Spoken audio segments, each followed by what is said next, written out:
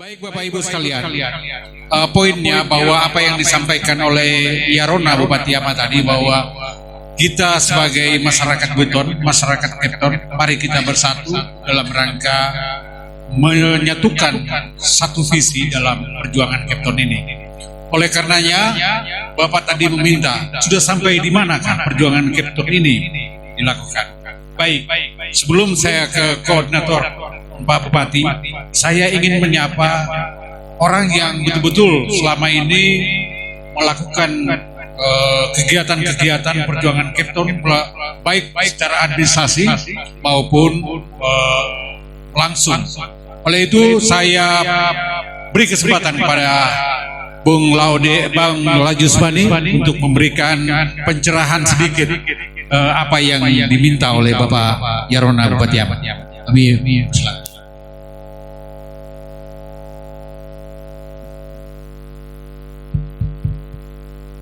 Satu. Bismillahirrahmanirrahim.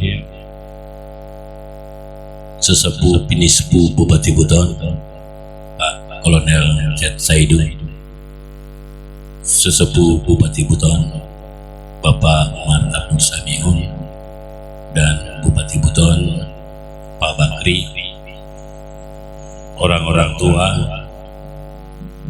sejawat seumur adik-adik yang berbahagia.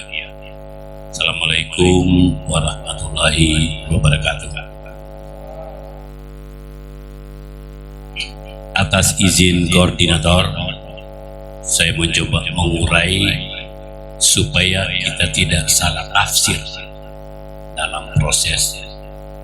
Saya ingin mengurai apa yang berkembang 1 bulan terakhir ini jauh sesungguhnya dari harapan, tapi itulah hak konstitusi, hak setiap warga negara untuk menyampaikan pendapat. Baik. Saya ingin mengulang refleksi perjalanan mulai dari Buton Raya. Kenapa ini? Supaya kita tidak gagal paham dalam proses, bahwa proses lahirnya sekber ini ada kelanjutan dari proses jauh sebelumnya. Dan yang paling terakhir dengan tidak mekarnya Buton Raya di tahun 2014, saya masih ingat ada pertemuan di tanggal 24 September yang dipimpin oleh Pak Safi Kahar. Di situ diamanahkan untuk dilanjutkan ini perjuangan. Oleh karena itu, pada setelah saya buka file, ternyata tanggal 16 itu adalah kelanjutan dari pertemuan tanggal 24 September 2014. Dilanjutkan oleh Ketua KNP, kebetulan ini hadir di tengah-tengah kita, Pak Makmun, bersama-sama dengan KNP Kepton,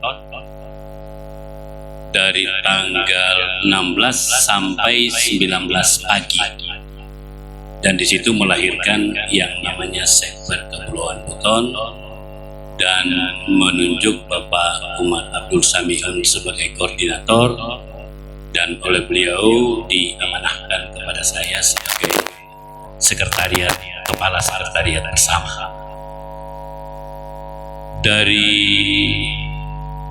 Di pertemuan tanggal 16 sampai 19 itu melahirkan manifesto. Di sanalah cikal bakalnya lahirnya itu sekber. Kemudian lanjut dari proses itu, ternyata setelah kita membaca aturan-aturan main, lahirnya ini sekber itu bersamaan dengan lahirnya Undang-Undang 23. Lahirnya Undang-Undang 23 itu pas pertengahan tahun 2014, bersamaan dengan mekarnya Buton Selatan dan Buton Tengah. Karena pada waktu itu di penghujung di awal 2014 itu kan tidak jadi dibahas. Jadi Buton Raya itu tidak jadi dibahas di tahun di awal 2014 itu karena cakupan wilayahnya tidak cukup. Saya ingin menyampaikan ini secara berulang-ulang karena kita masih banyak berdebat di persoalan-persoalan ini. Yang sesungguhnya ini persoalannya sudah selesai. Itu. Nah, saya masih di buah manifesto.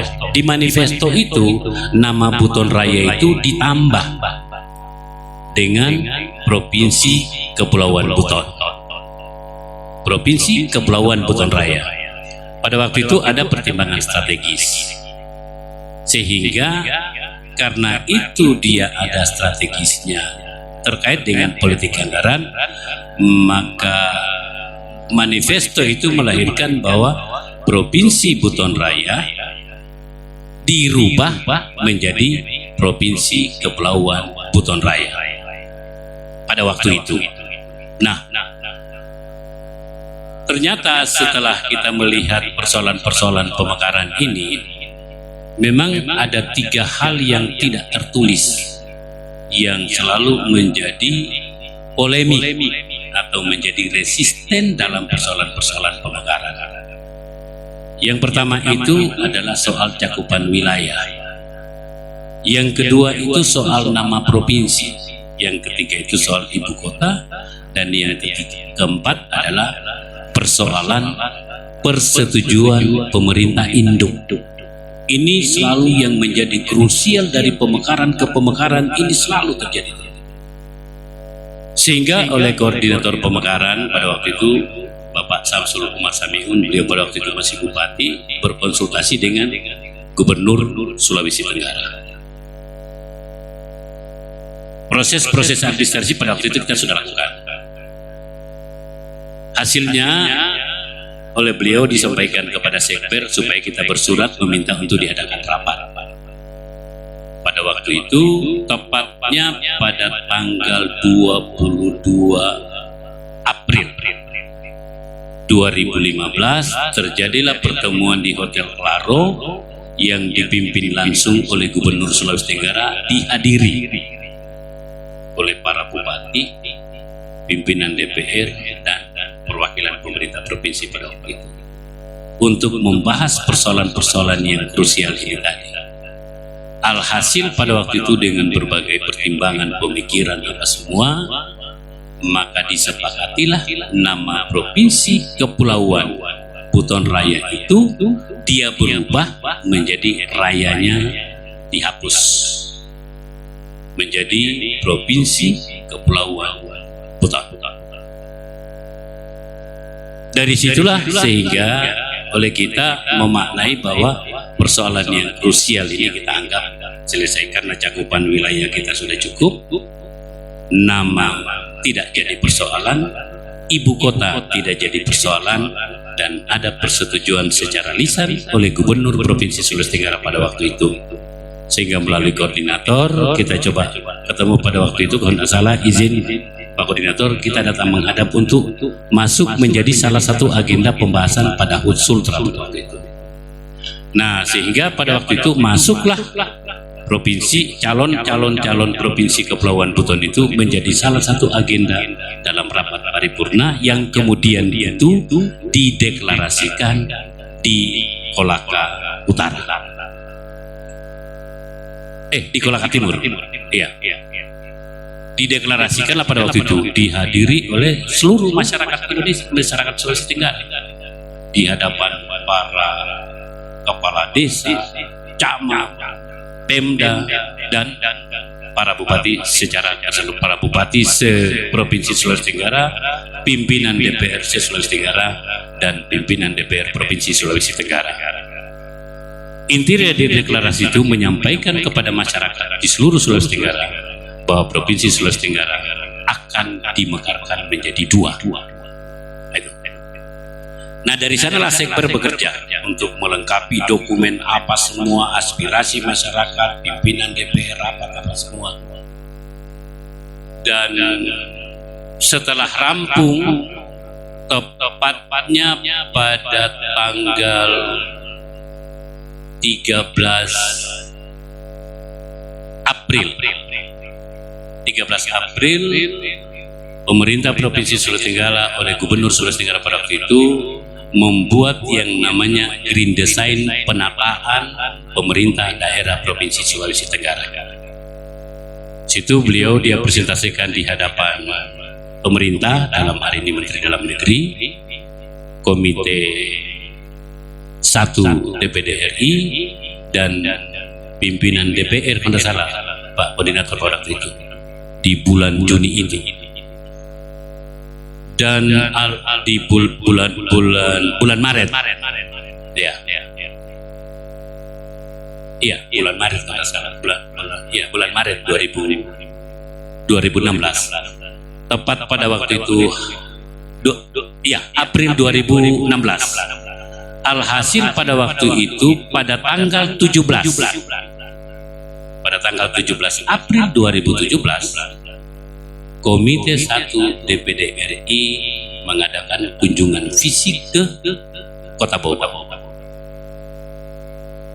menjawab Green Design yang dibuat oleh Gubernur Sulawesi Tenggara terhadap pemekaran Provinsi Sulawesi Tenggara yang terdiri dari calon Provinsi Kepulauan Buton, kemudian calon Kota Raha, kedua calon Kabupaten Muna Timur, dan calon Kabupaten Kepulauan Kabaena.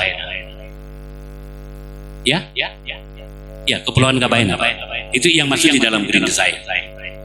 Dan kunjungan pertama selama kunjungan Komite 1 DPD RI yang menangani bidang pemekaran daerah itu, dia selama 2 hari dan berkunjung pertama ke Kota Bau. Resume dari hasil kunjungannya itu kami ambil di Jakarta, bahwa Provinsi Kepulauan Buton layak untuk dimekarkan. Itu di tahap pertama setelah dokumen semua selesai. Kemudian tanggal 27 April 2016 dideklarasikan kembali Provinsi Kepulauan Buton di Kolaka. Iya, isinya adalah setuju pemerintah provinsi untuk memekarkan Provinsi Sulawesi Tenggara menjadi 2, yaitu dengan membentuk Provinsi Kepulauan Buton.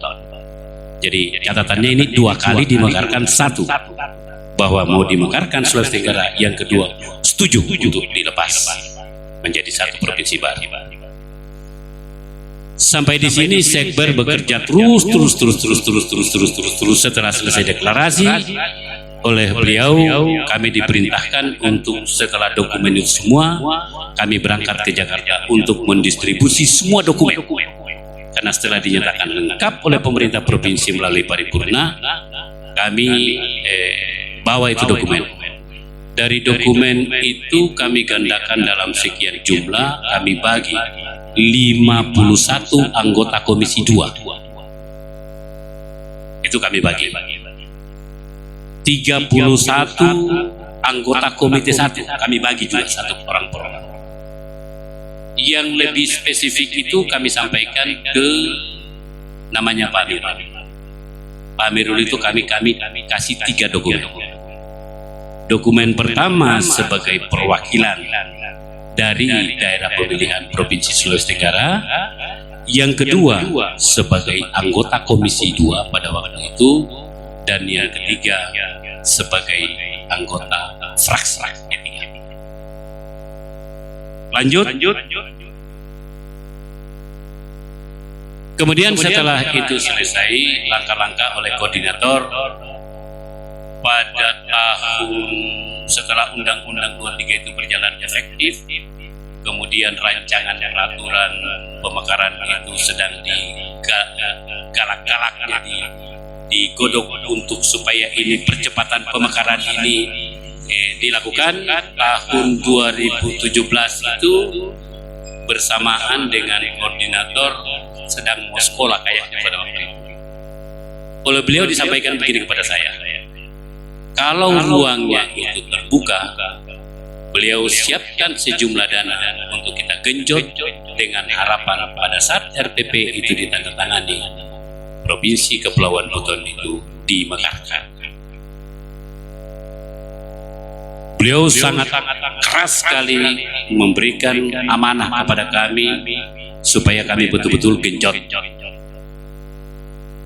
Saya ingin menyampaikan di forum ini bahwa yang namanya dokumen administrasi pemekaran Provinsi Kepulauan Buton ini tidak ada cacatnya sedikit pun. Tidak ada kekurangannya sedikit pun. Yang saya belum minta untuk diperiksa ini dokumen tinggal kepada Allah Subhanahu wa Ta'ala. Tapi kalau kepada makhluk manusia yang ada kaitannya dengan urusan pemekaran ini, kami sudah koreksi. Sehingga kepada pimpinan Komite 1 dia menyatakan bahwa dokumen yang paling lengkap itu adalah dokumen pemekaran Provinsi Kepulauan Buton dari dokumen yang kami terima. Sehingga dalam rancangan kaitan dengan pemekaran Provinsi Kepulauan Buton, hubungan dengan rancangan desain penataan daerah, itu dari 326 daerah yang mau mekar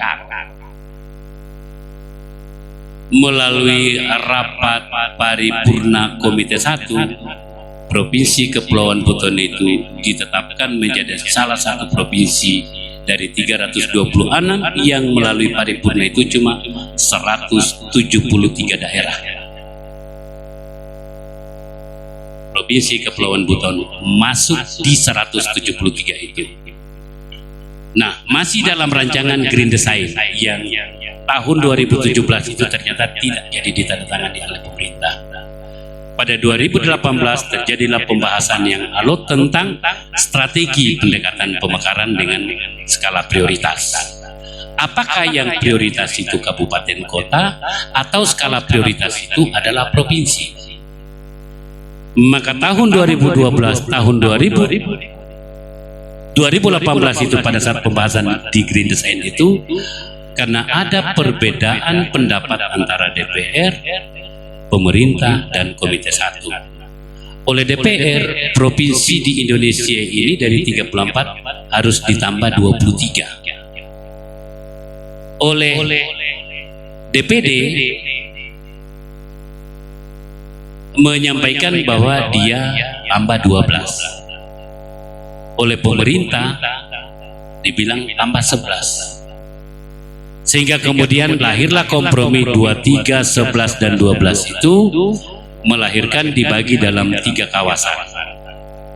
Kawasan pertama itu namanya kawasan perbatasan. Yang kedua itu kawasan terluar. Dan yang ketiga kawasan tertentu. Itu berdasarkan perkiraan pemekaran sampai 2025 dengan pendekatan strategis nasional. Nah, khusus untuk Provinsi Kepulauan Buton itu masuk pada kawasan strategis tertentu. Di situ ada 5 daerah. Saya coba bacakan yang masuk di situ, yang didengung-dengungkan kita selama ini. Provinsi Kepulauan Buton itu masuk di dalam Green Design, perkiraan pemekaran itu masuk pada kawasan tertentu. Bersama-sama dengan Nusa Tenggara Barat, Kalimantan Tengah, Sulawesi Tenggara, Papua, dan Papua Barat. Kemudian untuk kawasan terluar itu cuma 3 ditambah provinsinya, yaitu Kalimantan Barat, Kalimantan Timur, sama Papua.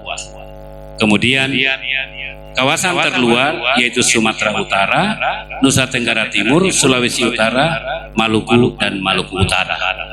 Sehingga dari hasil resume pertemuan tanggal 18 itu disampaikan bahwa kemungkinan besar tambahan provinsi sampai dengan 2025 dari 34 provinsi yang ada itu cuma akan terjadi 15 provinsi. Singkatnya, jika pertimbangan di perkiraan pemekaran itu mau 11, mau 12, apalagi kalau 23, Provinsi Kepulauan Buton itu masuk sebagai salah satu provinsi yang akan dimekarkan.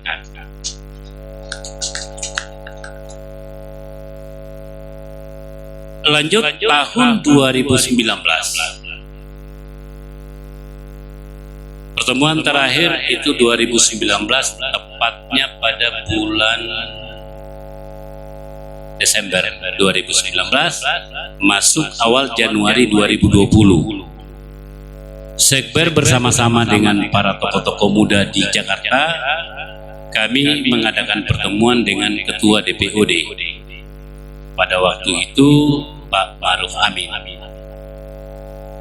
Bertepatan dengan waktu kami ketemu pada waktu itu dengan Wapres, rencananya mau ketemu, tapi terakhir itu tidak jadi dan diterima oleh staf ahli, sekaligus juga kami telah menyampaikan dokumen kepada Ketua tim DPOD. Tim DPOD itu adalah saringan terakhir sebelum Presiden itu bertanda tangan untuk 2 RPP yang menjadi tantangan besar, dan tantangan besar yang dimaksud bukan hanya dihadapi atau dialami oleh Provinsi Kepulauan Buton, tapi oleh seluruh daerah yang sudah ditetapkan atau setara dengan 173 daerah yang direncanakan untuk dimekarkan oleh pemerintah dari tahun 2014 sampai dengan tahun 2025.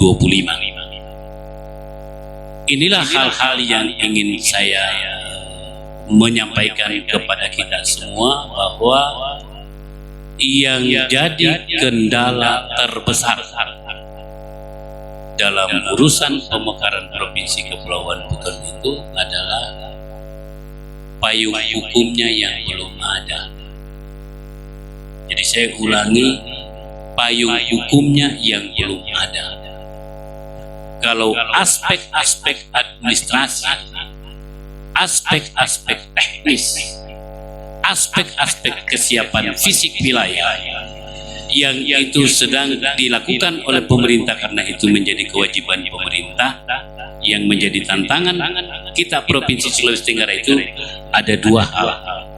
Yang pertama itu soal tapal batas, dan yang kedua soal tata batas. Dan alhamdulillah oleh pemerintah Provinsi Sulawesi Tenggara yang dipimpin langsung oleh Pak Ali Mazi itu sedang digalak-galakan untuk segera diselesaikan. Mudah-mudahan ini menjadi segera diselesai, maka inilah yang kemudian akan sama-sama kita kawal, karena itu menjadi dokumen pelengkap. Jadi itu bukan lagi urusannya Sekber, tapi urusan pemerintah.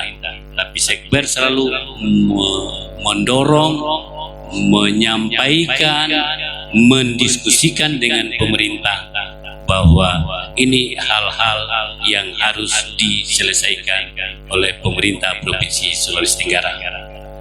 Yang kedua, memang ini harus kita diskusikan dengan baik untuk menjaga.